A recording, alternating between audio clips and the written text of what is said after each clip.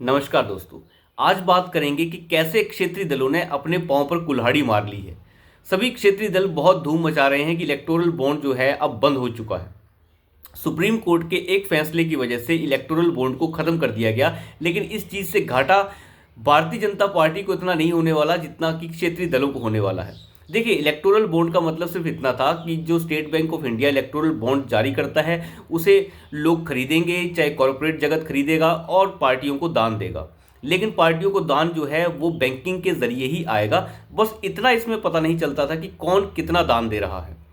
लेकिन सबसे बड़ी चीज़ जो देखने वाली ये है कि इससे पहले की व्यवस्था जो चल रही थी उसमें ये था कि आप जो है जितना मर्जी चंदा दे दीजिए, लेकिन वो कैश के जरिए आता था। हालांकि उसकी अपर लिमिट थी 20,000 रुपये की। 20,000 रुपये से ज़्यादा आप दान नहीं दे सकते थे, और मोदी सरकार ने उस लिमिट को 2,000 रुपये कर दिया था और बाद में उस लिमिट को रद्द कर दिया।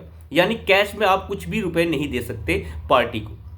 लेकिन सुप्रीम कोर्ट के फैसले के बाद जब इलेक्टोरल बॉन्ड बंद कर दिया गया, अपर लिमिट को कैंसिल कर दिया गया, तो एक तरीके से ऐसा हो गया कि सुप्रीम कोर्ट ने कैश का रास्ता खोल दिया है। यानी अब दोबारा से वही व्यवस्था वापस आ गई है कि आप कैश के जरिए पैसा ले सकते हैं। लेकिन कैश के जरिए जब पैसा आप लेंगे तो उसका मतलब क्या होगा? यानी ब्लैक मनी दोबारा से आएगा। यानी जो छापेमारी होती है चुनाव के दौरान, इलेक्शन कमीशन और इनकम टैक्स जो छापेमारी करता है, जगह जगह कैश को जब्त करता है, उसका रास्ता खुल गया है। यानी जब भी पार्टियां चुनाव लड़ेंगी तो जो पार्टी सत्ताधारी पार्टी है यानी भारतीय जनता पार्टी, जगह जगह पर रेड करके इन सभी क्षेत्रीय दलों की जो पैसे का आदान प्रदान हो रहा होगा उसे बंद करवा देगी। जगह जगह के ऊपर रेड होगी और कैश को जब्त कर लिया जाएगा। उसके बाद क्षेत्रीय दल फिर चिल्लाने लग जाएंगे कि हमारा जो पैसा है उसे जब्त किया जा रहा है और भारतीय जनता पार्टी अपने पैसे को जब्त नहीं कर रही है। और ये होना बिल्कुल स्वाभाविक है, क्योंकि जब कैश का आदान प्रदान होगा, क्योंकि इलेक्टोरल बॉन्ड बंद हो चुके हैं, कैश का आदान प्रदान होगा, तो उसके बाद बड़े आराम से जो है जो सत्ताधारी दल है वो जगह जगह के ऊपर इनकम टैक्स की रेड करवाकर इन सभी क्षेत्रीय दलों को पूरी तरीके से हराने की कोशिश करेगा। तो एक तरीके से आप देखें तो क्षेत्रीय दलों को फिर से घाटा हो रहा है। और मैं आपको बता दूं, इलेक्टोरल बॉन्ड के जरिए जो पैसा आया है पार्टियों के पास, उसमें सबसे ज़्यादा पैसा जो है वो क्षेत्रीय दलों के पास आया है। भारतीय जनता पार्टी के पास केवल 52% हिस्सा जो है, जो टोटल दान मिला है उसका 52% हिस्सा इलेक्टोरल बॉन्ड से आया है। बाकी कोई भी पैसा जो है इलेक्टोरल बॉन्ड से नहीं आया है। हालांकि क्षेत्रीय दलों की बात करें, ममता बनर्जी की पार्टी की बात करें, चाहे वो डीएमके की बात करें, इन सभी पार्टियों को लगभग 90% जो है वो इलेक्टोरल बॉन्ड के जरिए पैसा मिला है। ये बात अलग है कि वो पैसा कम है, क्योंकि वो क्षेत्रीय दल छोटे होते हैं तो पैसा भी कम ही होगा, और भारतीय जनता पार्टी बड़ी पार्टी है तो अगर आप देखें तो उसका पैसा ज़्यादा होगा। लेकिन प्रतिशत में बात करें तो ज़्यादातर क्षेत्रीय दलों को इलेक्टोरल बॉन्ड के जरिए ही पैसा मिल रहा था।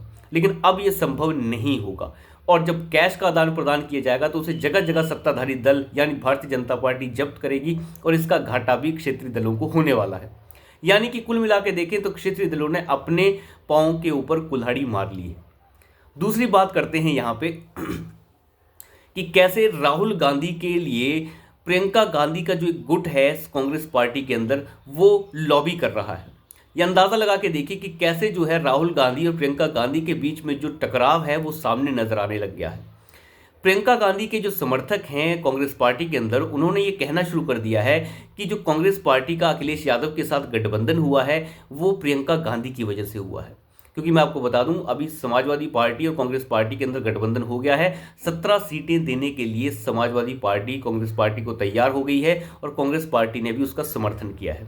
यानी गठबंधन अब हो चुका है। 17 पार्टियां जिनमें 2009 यानी जो 17 सीटें जिनमें 2009 में कांग्रेस पार्टी को जीत मिली थी, उन सभी सीटों पर कांग्रेस पार्टी को दोबारा से जीत मिलने की आस है।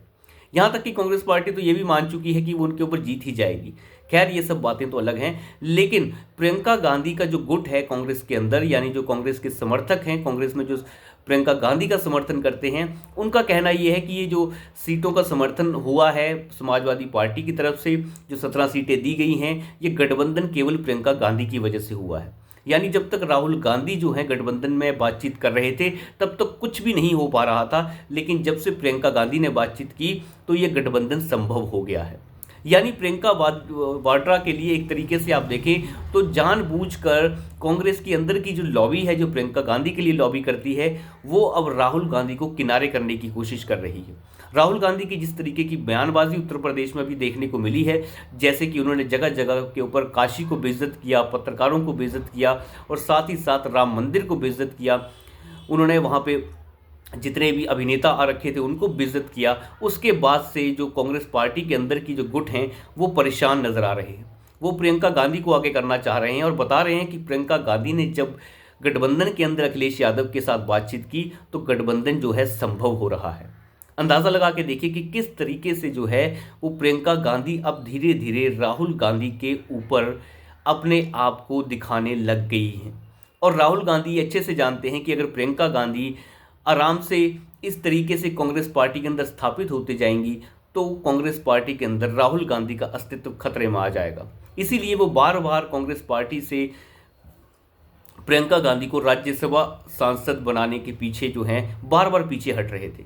देखिए, बहुत बड़ी अच्छी सी बात है, सीधी सी बात भी है कि राहुल गांधी का जो व्यक्तित्व है और जिस तरीके की वो बातचीत करते हैं, जिस तरीके के वो वक्ता हैं, उस हिसाब से प्रियंका गांधी उनसे बहुत बेहतर है।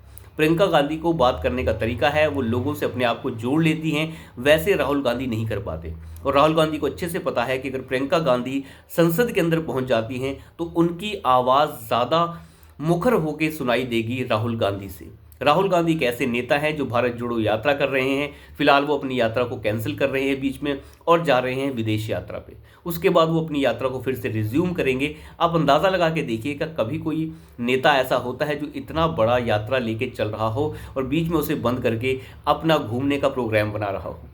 तो अंदाज़ा लगा के देखिए राहुल गांधी के नेतृत्व का कि किस तरीके से वो कांग्रेस पार्टी का नेतृत्व कर रहे हैं। और इसी नेतृत्व से तंग आकर कांग्रेस पार्टी के अंदर के जो नेता हैं, जो प्रियंका गांधी के समर्थक हैं, जिन्हें लगता है कि भविष्य थोड़ा बहुत अगर कांग्रेस का है तो वो प्रियंका गांधी के साथ है, उन्होंने अब धीरे धीरे से ये कहना शुरू कर दिया है कि प्रियंका गांधी ने ये गठबंधन करवाया है।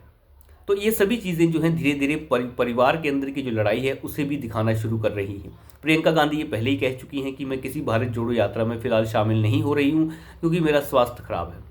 उनका स्वास्थ्य खराब है लेकिन वो फिर भी गठबंधन से बातचीत कर रही हैं। तो एक तरीके से आप देखें तो ये संदेश है कि हम जो हैं यानी कांग्रेस पार्टी के अंदर जो समर्थक हैं प्रियंका गांधी के, वो अब राहुल गांधी के साथ नहीं हैं। तो अभी के लिए इतना ही। धन्यवाद।